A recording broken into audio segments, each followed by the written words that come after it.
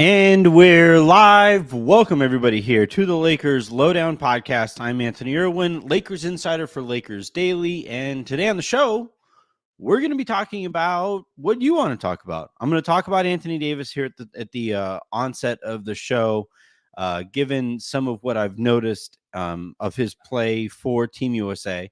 So I'll talk about that a little bit. Then I'm handing over the reins. Like, you guys are going to take over the show. I have a few questions from the iTunes mailbag. I asked for questions on Twitter earlier. I got some questions there.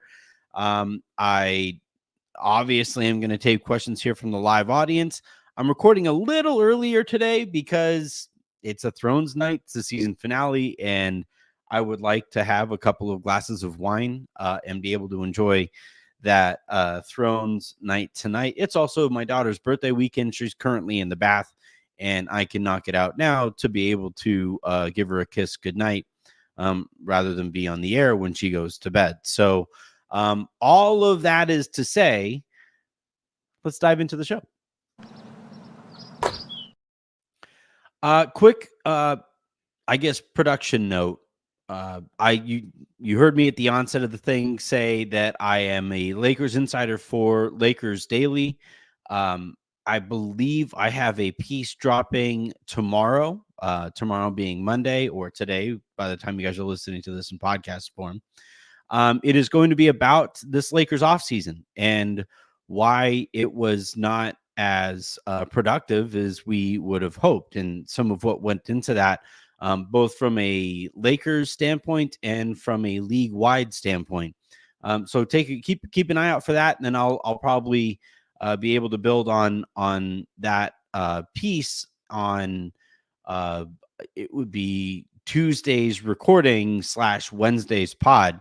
Also on Wednesday, in that episode, I'm going to be talking to Pete. Pete is going to be back back here in the lounge with me.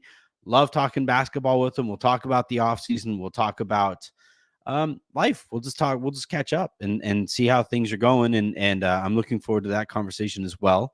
And then, we'll have another, kind of lounge episode for Friday as well. So that's the content planned here for this upcoming week. Really fun week ahead of us. But let's first talk about Anthony Davis, because it's been a really exciting summer. So I forget if it was like a question that we took live on the air. No, what it was is the last episode on Friday was a season re-preview episode for Anthony Davis. And I talked a little bit about what we've seen from him in Team USA play. And, it made me think about his approach to the summer compared to past summers. Especially since the Lakers started asking him to start playing more center. So I recorded that episode, and then I watched him play in another couple games since then. And, I just I couldn't help but continue to notice this guy looks a lot more explosive. This guy looks skinnier. He's covering all kinds of ground. Very noticeably, his dunks are like, almost elbow high above the rim. Whereas I think the last couple of years, if he could, he would just lay everything in. It's been a really impressive run here for Team USA. He's probably been like the second or third, maybe even higher, highest impact player on this team. And again, it helps that, the guy he's coming in for more often than not is Joel Embiid. Who looks like a bowl of melted ice cream out there. But like, it's been a hell of a summer for AD. And, I recorded it. I watched those in another couple games with that in mind. And I started asking around both in terms of people around the league and, to those who were closer to the Lakers. And I asked everybody, I was like, hey, am I going insane here? Like, I can't be the only one noticing this. AD looks like noticeably thinner out there. And there were a couple people who were like, I don't know. I don't quite see it. I just think he's playing, the response from those people was more that, he's playing fewer minutes and he's playing on a better team and he's just naturally going to look better and more explosive by playing fewer minutes in a shorter game too. There also hasn't been an entire season where he's being worn down as well. So there was some cold water thrown on the theory, but there like far more people.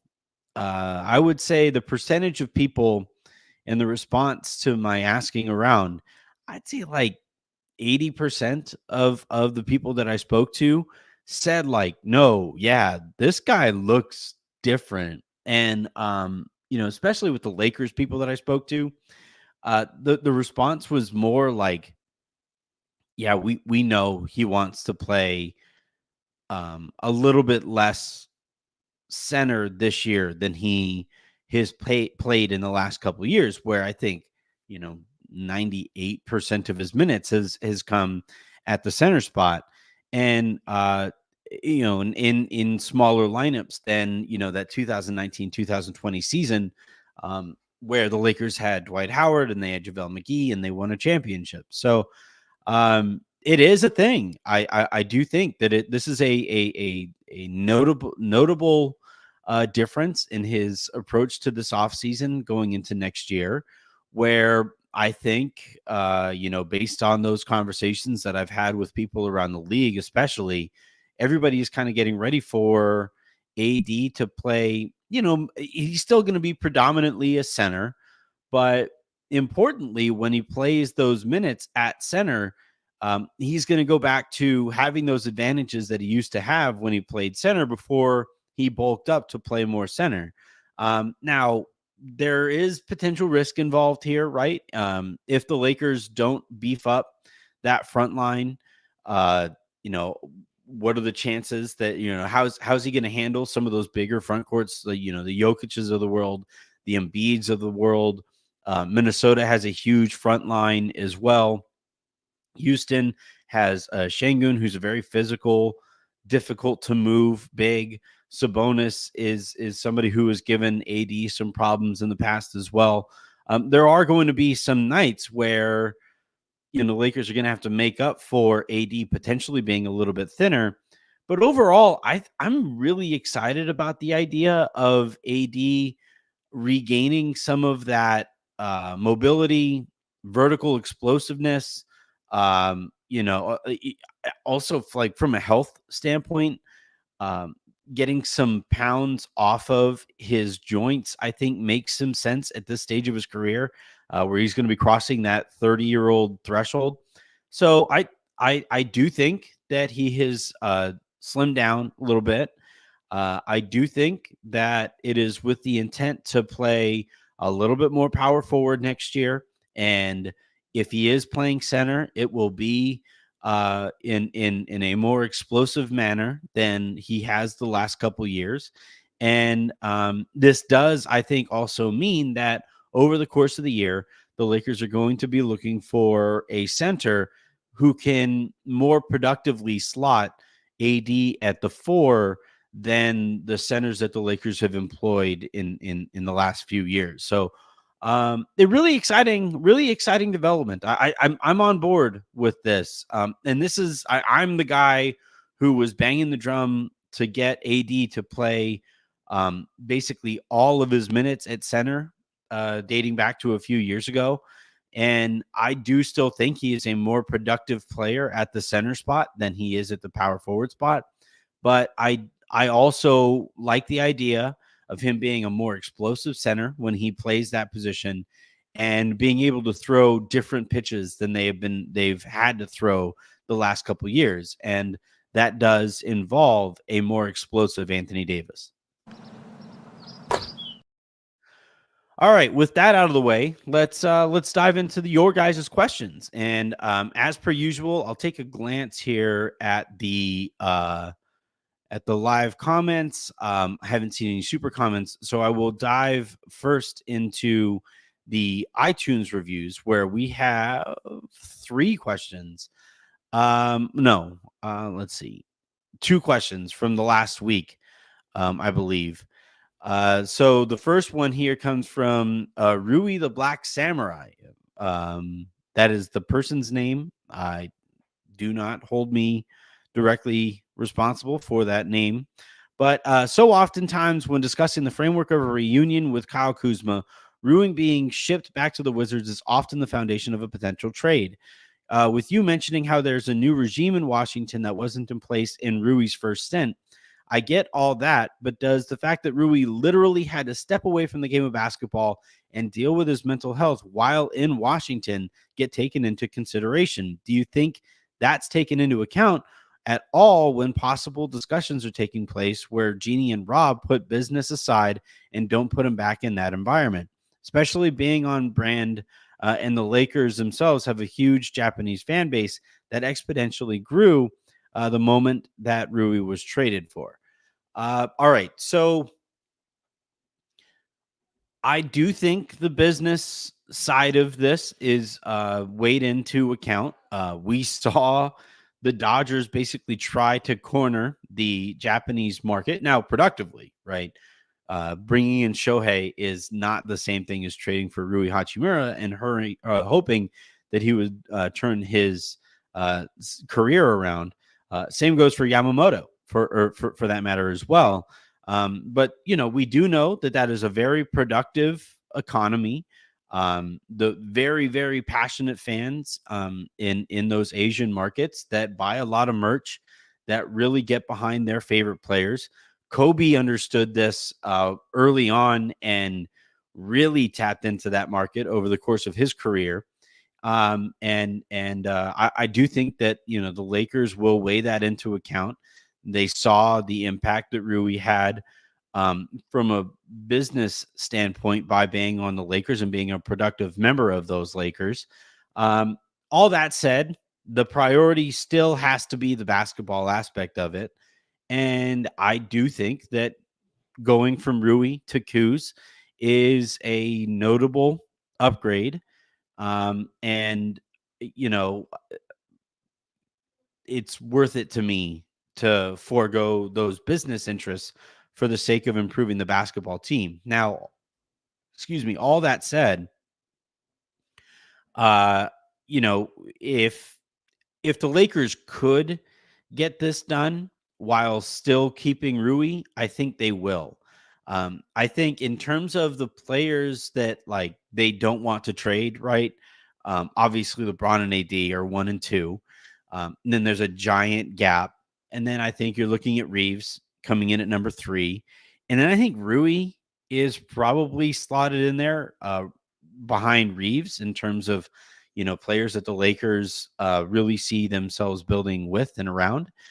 So if the Lakers could, and I'd have to look at the contracts or whatever, but if the Lakers could basically turn Jalen Hood-Schifino and Jared Vanderbilt and Gabe Vincent into Kuz contract wise, plus whatever draft capital that we're talking about, I think they would probably prefer to go down that path because we have seen Rui play really well in a playoff setting. And that is really hard for me to forget. I actually agree with it, with that being their ranking of players that they are most or least interested in, I guess, less interested to trade and therefore less likely to trade. I think Rui does slot in correctly behind Reeves. So, yeah, it's a great point. It's a great subject that kind of taps into some of the other factors at play anytime a trade gets made. But at the end of the day, the Lakers' priority and my priority here, when I talk about what I would like to see the Lakers do, is to improve the basketball team. And now it would not be this, but if you're basically just swapping Rui and parts for Kuzma in terms of just a basketball swap, that I think is a clear upgrade. Not just because of where those guys are right now in their careers, but to the point that I made a second ago about Rui being a playoff performer. Kuz was a playoff performer on a team that won a championship, and that's going to take priority for me.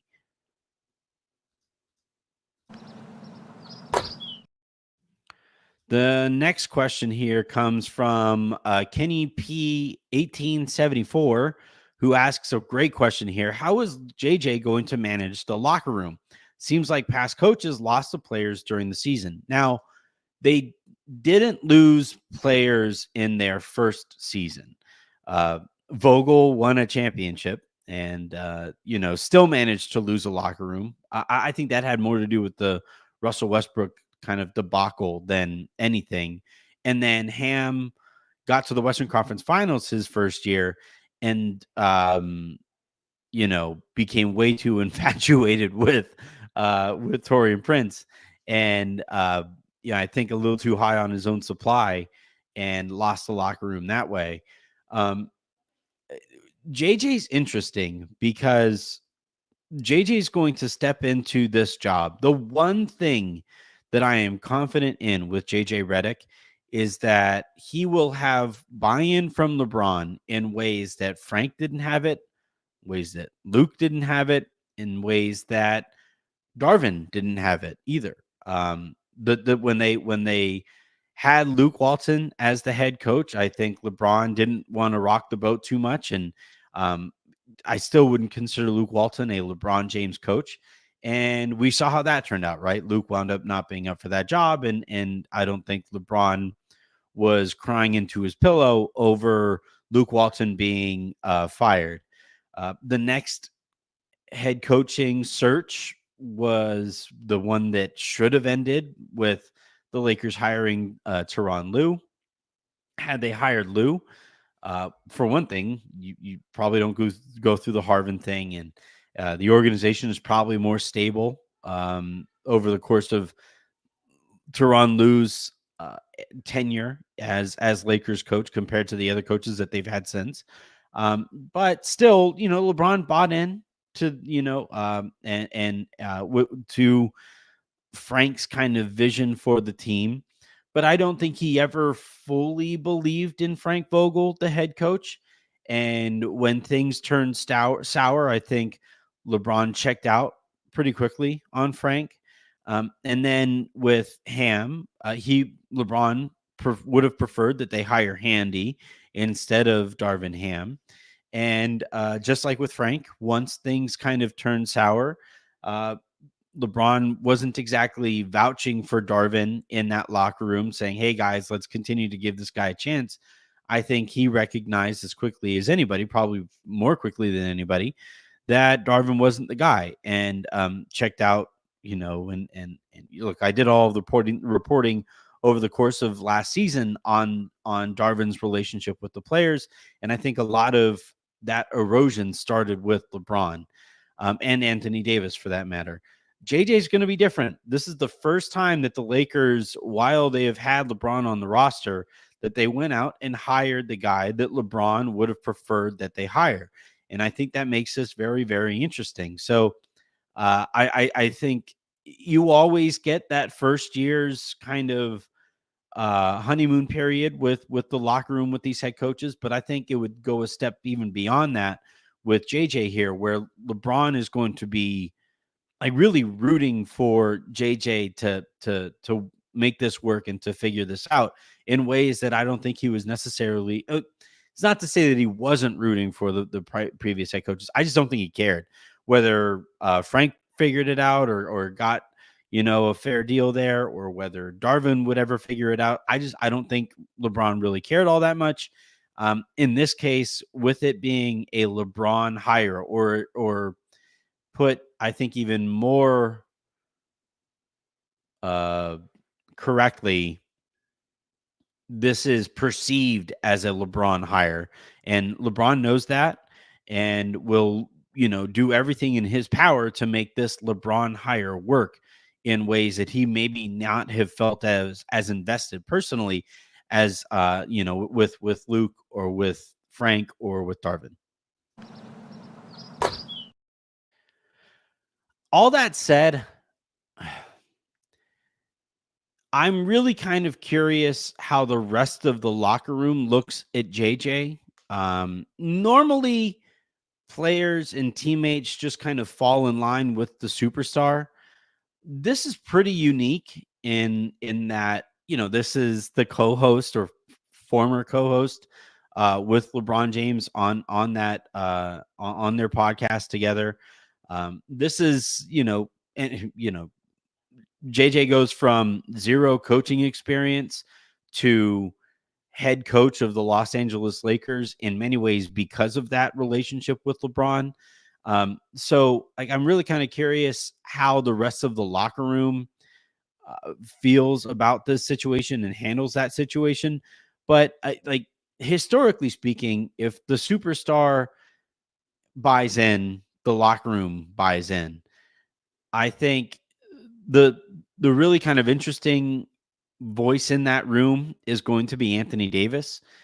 So I think JJ is going to have some selling to do with AD. But if he gets AD on board and your two superstars fully support JJ Redick, the chances of JJ losing the locker room, especially in that first year, are pretty much non-existent. And it gets interesting depending on how the season goes, what that looks like beyond JJ's rookie year. All right. I did see we now have a couple starred comments or super comments. So I'll go ahead and play this bad boy. Oh, music to my ears. First question here comes from I Get Boards for Days. Do you think the run it back talk from the front office could be posturing for trade talks? Absolutely. They don't want D'Angelo Russell back next year. The Lakers do not. Like, I'm just going to be frank. From how I have heard things over the course of this last year and certainly this offseason, their top priority this year was turning D'Angelo Russell into a more two-way impact player who they don't have the questions about the locker room setting as they do with D'Lo. And like all of the, oh yeah, watch us, we'll run it back. Don't make us the right offer. We're fine running it back. You know what? We're excited to run it back. Like, they don't believe it. The rest of the league doesn't believe it. I don't believe it. Nobody covering the Lakers believes it. So I don't think, honestly, I don't think D'Angelo Russell believes it either at this stage. Like, they've been trying to trade him dating back to the last trade deadline. And they really, really tried to trade him this last this summer. So, that just kind of is what it is at this point. But all that said, the Lakers also, this is kind of the benefit that you get from the nepotism and cronyism that we see from the Lakers, is that even while Rob Pelinka probably should feel a little bit more pressure under, on the job that he has done, especially since winning a championship with a lot of guys that weren't his guys. But like, the nice thing about that relationship between Jeannie and Rob is that Rob isn't going to feel pressured to fight for his job in the same way that typical executives will. And if we see the Lakers make a trade, it will be kind of more on their terms, even while the rest of the league tries to take advantage of them and take advantage of the situation. I think Rob has full autonomy over this roster and over the direction of this franchise.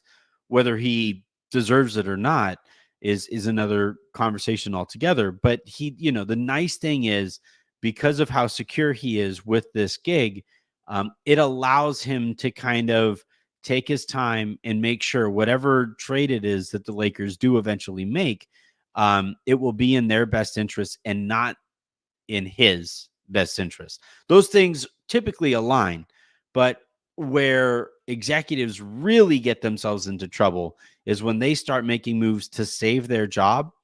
Now I think Rob has been very, very reluctant to do anything this offseason, because if you don't make a move, it becomes, harder. Like, you don't get fired for trades that you don't make is what somebody mentioned to me. And it's a quote in tomorrow's piece.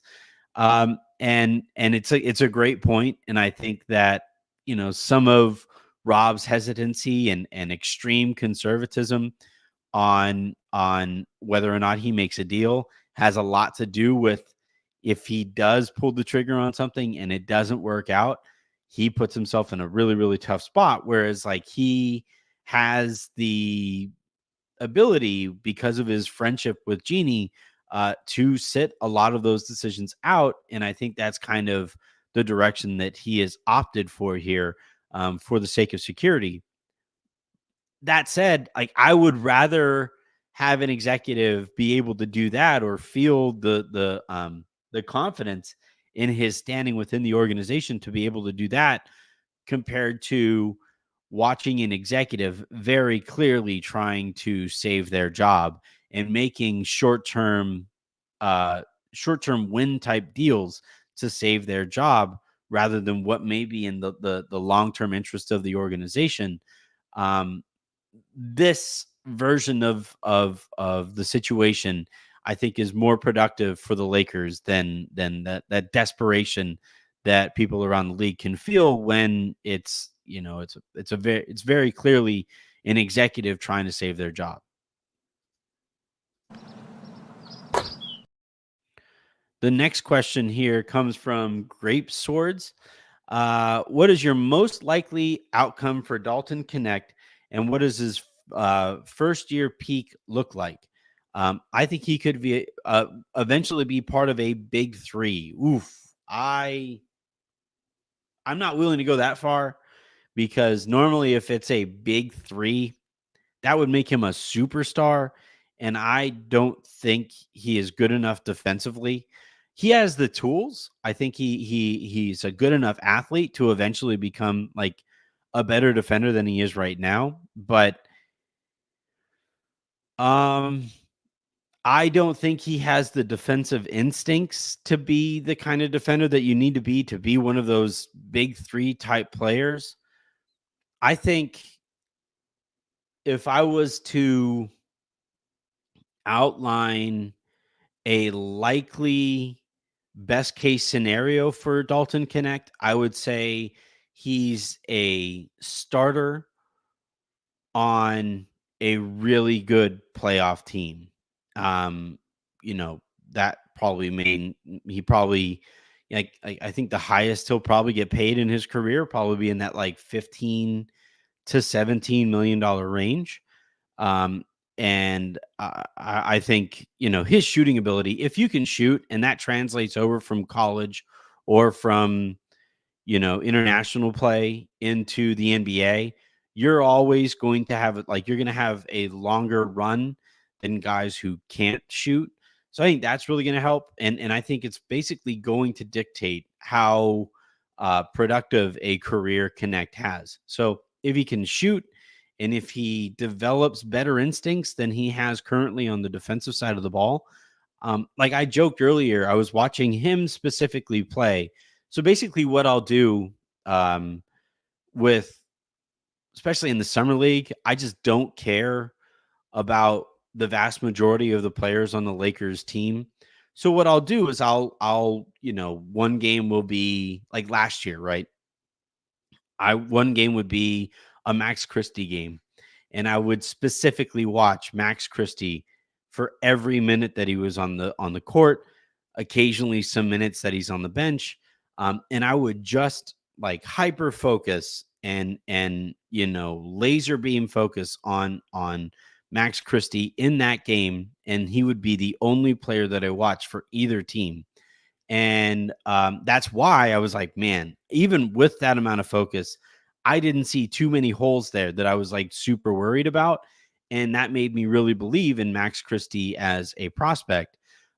This year, or, I did that, for the most time that I spent like hyper focused was on Dalton Knecht. I did it a little bit with Maxwell Lewis. I did it a little bit with Colin Castleton, and I did it very, very little with Bronny because he's not important enough to the Lakers' interest next year for me to feel the need to do that. But with Dalton, I did it far more with Dalton than any other young player in these summer league settings. And defensively, he would do this thing where now offensively there was a lot to like. He has good instincts when it comes to cutting. He is a good athlete, so he can finish over and around guys at the rim. He attacks closeouts really well. Not great instincts as a facilitator, but as a movement shooter and the kind of guy who just like attacks space, creates and attacks space. I liked what I saw from Dalton on the offensive side of the ball.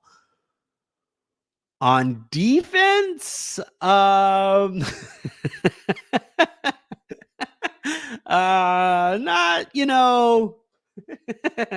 um, not as excited about Dalton Knecht, the defensive player, where he would do this thing where a play would happen around him, and they do like one of the really, really interesting things, like having spent as much time doing this as I have, is I love talking to assistant coaches and specifically player development coaches. Um, and I ask guys like, what to watch for with certain players that I know that they work with and stuff. And one thing that all of these assistant coaches talk about is um, cutting way down on wasted movement and motion on a basketball court. And so like think about it this way.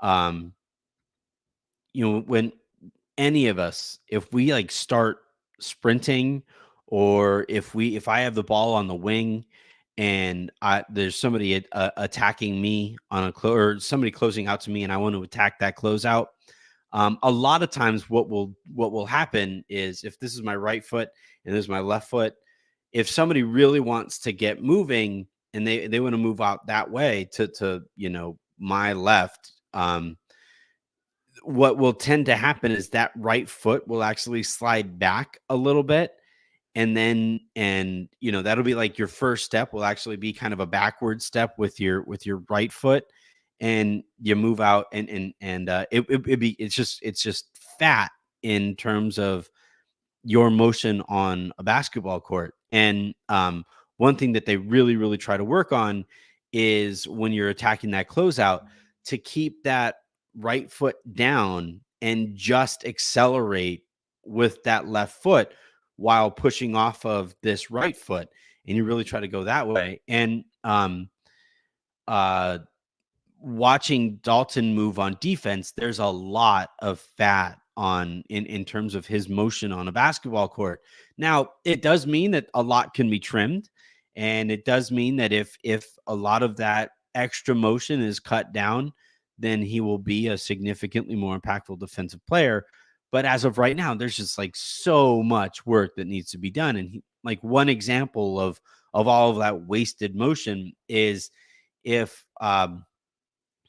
both the ball and his player would move at the same time, rather than just kind of steadily move to, be able to keep an eye on both the ball and his guy, Dalton would just kind of hop in place, and it's just like, it's not productive. It's probably actively detrimental to, being able to manage ball and guy and space in that defensive situation. If you get back cut and you're hopping into place, you now have to land and then get your feet set and recover that way. And that's where a lot of, just in general, like that's what happens when somebody gets back cut on, is they get too focused on the ball, they lose sight of their guy, and there's wasted motion in trying to be able to find both of those things again. And in that time, the pass gets thrown and somebody gets, their guy gets to the basket. And Dalton really needs to focus on improving his instincts and trimming that fat in terms of his motion on defense. And I just, it's not going to happen in his first year, but if he's able to do enough of that between now and, his prime, say, uh, that's how you go from, a $8 to $10 million player to a $15 to $20 million player, is by improving those things on the defensive side of the ball, while also maintaining the strength that is his shooting ability. And if he's able to do both of those things, then he's, right in line to be a starter on a good to very good team. And that should be his goal. All right. Let's go to Twitter, where I asked you guys for questions there. And a reminder, when I do ask for questions, I tend, the questions that I answer come with screen grabs that show that you are subscribed to the channel. So I'm going to go here. The first one comes from let's see, the first one. All right. Yeah, the first one here comes from 2 Weeks with Pay. Hey, Anthony, are the Lakers aware that they are at a deficit when it comes to pro scouting intel? You often mention that they don't have a personnel talking to other teams to get a sense of who's available, etc. Just curious if the team feels it's an area that needs addressing. Well, based on the fact that they haven't addressed it, I would say no. I don't think this is how blind spots happen, right? The Lakers think it's a strength. Like the insulated way that they go about their business, the Lakers actually think that's a strength. And, in some ways, if you had elite personnel, it would be a strength because there would be no outside noise and all that stuff. Problem is, like, the Lakers don't have that elite personnel. Rob Pelinka isn't an elite GM. Kurt Rambis isn't an elite basketball mind. When you had like Jerry West there, and you had Pat Riley there, and you had Phil Jackson there, like, okay, you could be more insulated and still be productive because the people who were like making those decisions are legendary in the basketball world. The Lakers don't have that personnel advantage right now, and they aren't also making up for it on the margins, i.e., in this case, with the information that they have at their disposal. And I think that's where you see a compounding effect with the organizational shortcomings that the Lakers have been dealing with. So, no, I don't think the Lakers are aware of, or more importantly, I don't think they care about the intel deficiency. It's funny, like I'm recording this episode right now because I want to be able to just watch Thrones without having to think about work. But one thing that I've really noticed in terms of Amon, it's like quick spoiler warning or whatever, but I'll try to keep this spoiler free. But like with Amon, one thing that I've really noticed is that like he pissed off the Master of Whispers, right? Laris is the character's name. And in previous iterations of the show, or previous iterations of leadership on that show, that, Varys was, a very important character to his king or queen, because those, leaders understood the value of information, knowing more about the board than your competition is really, really important, right? You had Littlefinger, have his finger on the pulse, and those characters. Now, it does, you always have to be kind of careful with characters like that, because they are the most kind of devious, and they are the most kind of conniving and clever characters in that universe. But you still have to understand their value. And I think, with the Lakers, they're kind of like Amon in that, like, he went out and insulted Laris, who eventually, remember, learns a pretty big secret about the dragons and their writers, and doesn't tell Amon about that secret. And it had what was it, Vagar, right? Had he not like turned around, he would have been trapped by these two other dragons that he didn't know had riders quite yet. Not even counting Sea Smoke, and he could have like been killed there. And had he died in that scene, it would have been because he insulted the Master of Whispers, who at that point wasn't doing his job because he didn't care about his leader. And with the Lakers, I think a lot of times the you know, their insistence that their insulation from the rest of the league is actually a strength and not a weakness winds up hurting them, because like all it is information. It's like the thing that used to piss me off a bunch about like the whole analytics movement was how you would have all of these people blame analytics for every single thing that goes wrong in a sport. It became this bugaboo that like everybody became so afraid of, when in reality, all analytics is stats. It's just additional information. It's advanced stats. It's an advantage that teams got in early on, smart teams got in early on, and were able to use to their advantage. And then, various teams caught up and all that stuff. That isn't to say that by taking advantage of analytics, it is definitely going to set you up for championship level success. But I don't think you can ignore analytics and their impact on the sport in the way that, frankly, the Lakers have at various points. And they have suffered as a result of that, because again, that intel, that information deficiency, you don't want any deficiency, but specifically on information, which is a very easy thing to be able to take advantage of. Like that's where I would like to see the Lakers start to care more about this. But great question there from 2 weeks with Pay. The next question comes from Lakers. Oh no, this one comes from at GChalk76. The Lakers were 26-10 when Rui played big minutes, and Vando should be coming back, making the forward rotation even stronger. Why is all of the trade talk centered around other teams' forwards? To me, they need a downhill guard and a Turner type center, but that's never discussed. All right, so downhill guard, I'm not as like offensively, I understand the value there. To me, I think they need a guard who fills in some of the holes that are in Reeves's game. So like Markelle Fultz is just like sitting out there, and he is a very good defensive point guard.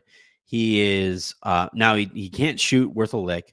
And his inability to shoot and the yips that he developed as a shooter seriously derailed his career, but he shouldn't still be a free agent.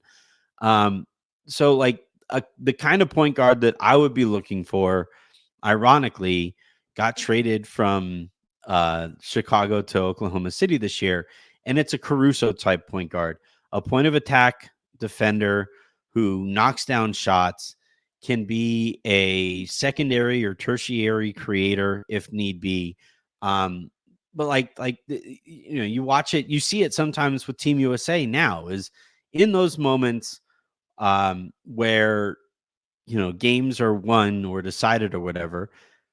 So long as LeBron is on the team, LeBron's going to have the ball in his hands. So any kind of on-ball creation, whether it's for an individual scoring or for anybody else's scoring, that kind of falls by the wayside for me in terms of priority. So like I would rather kind of build my especially opening and closing lineup around the strengths of AD and LeBron and Reeves, because those three guys are going to be out there. So you figure out like what Reeves's weaknesses are, on ball defense. Let's see, like this is where like some of the downhill stuff does help, right? Because Reeves isn't great at getting downhill without a screen. So I think, to this listener's point, that is something that the Lakers could use. The center thing is an interesting one here. I do think eventually the Lakers are going to be in on Jonas Valanciunas. We know that they were interested in him this year during free agency, and I think they're going to go back to circle back to him over the course of the year, depending on how his year goes. But yeah, to me, I think the focus on the wings is that none of the Lakers' wings right now that aren't LeBron are two-way wings. Vando is a defensive wing. Rui is an offensive wing. And the Lakers want a two-way wing that you could confidently say is definitely going to be on the court in those opening and closing minutes or high leverage minutes. And, I don't think you can confidently say that about Vando right now. I don't think you can confidently say that about Rui right now. Maybe those guys develop and take steps forward in their careers so that they can be more two-way impact type players. But as it stands right now, I don't quite see it with them. And I think that's why the focus has been on wings, rather than guard play or center spot or the center spot. All right, I think I have one more question here. This is from Lakers Supply at Lakers Supply. Is it safe to say the Lakers will probably win these quote unquote sweepstakes? That being referring to Jonas Valanciunas, who, according to Sean Devaney, the expectation will be that Washington will begin looking for a deal for Jonas Valanciunas in December when he becomes eligible to be traded. Yeah, I mean, like everybody knew that as soon as he was signed. The Lakers are going to call up Washington about and have conversations with Washington about Valanciunas. At that point in the season, I think it's like after mid-December. I think it's after December 15th. You can start to stack veteran minimum contracts. So I would have to look and see. Let's see, Jonas Valanciunas contract. So he signed no, that's not right. Valanciunas is going to be making $9.9 million.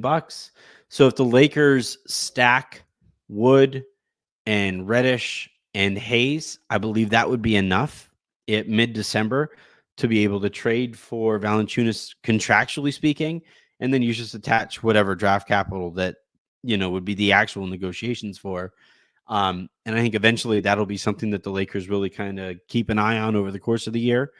And I think eventually wind up pulling the trigger on. And then if you do that, now you have a big kind of bulking center to go blow for blow with Jokic and with Embiid and with those bigger front courts. Valanciunas can also kind of space the floor a little bit here and there. So that helps you play him with AD in some lineups. Like one thing I'm really kind of curious about, if you do go out and use draft capital on a center like Valanciunas, is you fully unleash Anthony Davis as your like roaming destroyer of worlds help defender. And especially against like Jokic, like the issue that the Lakers kept on running into against Jokic is that Rui and Wood and Hayes and even LeBron weren't effective enough in guarding Jokic for AD to return to that kind of roaming center spot. And I think the Lakers will have to try to find a center who can more capably hold their own against the center like Jokic and allow AD to be kind of your destroyer of worlds as a help defender. That's when he is really, AD is at his absolute best, I think, defensively. He can do whatever you ask him to do, but him as a help side defender who just swallows up the paint, that's when, that's the version of AD that we've had in these Olympics. And you've seen what that looks like, where like they've had him and Bam out there together. Like they had a lineup out there, Kerr did, of Derek White, Anthony Edwards, Kevin Durant, Bam, and AD as the five guys out there. And the poor team that they were, I think it was against Puerto Rico, like they just didn't have a shot defensively. Like they just looked absolutely hopeless out there when they were trying to score the basketball. And it was because, like, Derek White is, an elite role player, especially defensively. Anthony Edwards is becoming one of the better perimeter defenders in the league as well. Kevin Durant is Kevin Durant. And then you have Bam and AD basically making the key a no-fly zone. And when that unit was out there together, they went on an immediate run. They got out and ran because they were getting stops whenever they wanted. And a big part of that was like Anthony Davis was patrolling the paint. And, you had these poor Puerto Rican players trying to, like they expanded the area that they were typically taking shots when they would get downhill. If they got downhill, like even if they got a step on their defender, it was like, well, I have a fraction of a fraction of a fraction of a second to get the shot off, because the closer I get to the basket, the closer I'm getting to either Anthony Davis or Bam Adebayo. And there's just, nothing that you can do with that. So I would like to see the Lakers go out and get a big, like, I know they had conversations with Orlando about Wendell Carter Jr. I think eventually they'll go back and have a talk with them about him again. And if that is indeed an outcome here, you have Wendell Carter Jr., who's a badass defensively, and you have Anthony Davis out there, who is Anthony effing Davis, obviously also a badass defensively. And if you have both of those guys anchoring your defense, it makes up for Austin Reeves not being the best point of attack defender. It makes up for LeBron James being 40 on defense, and it makes up for, like, Rui, having some pretty bad defensive instincts of his own.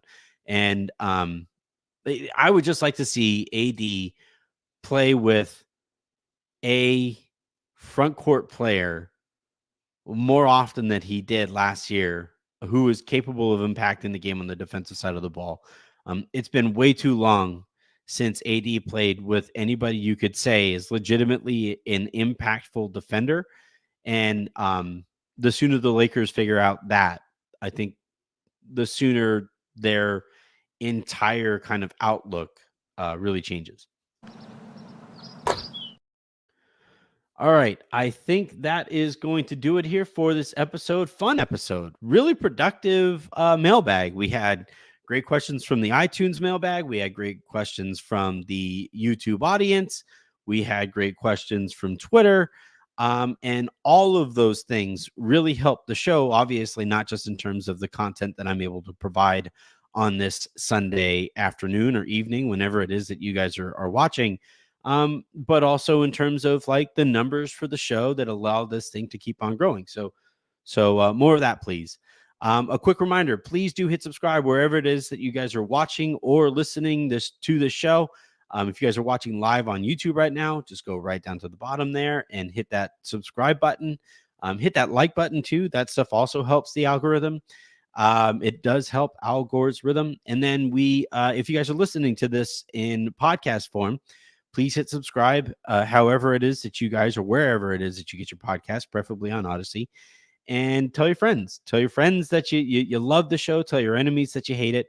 And until Tuesday, when Pete and I will reconvene to talk basketball, I'm Anthony Irwin saying have a great rest of your day. Make somebody else's, and I will talk to you tomorrow. Nope, Tuesday.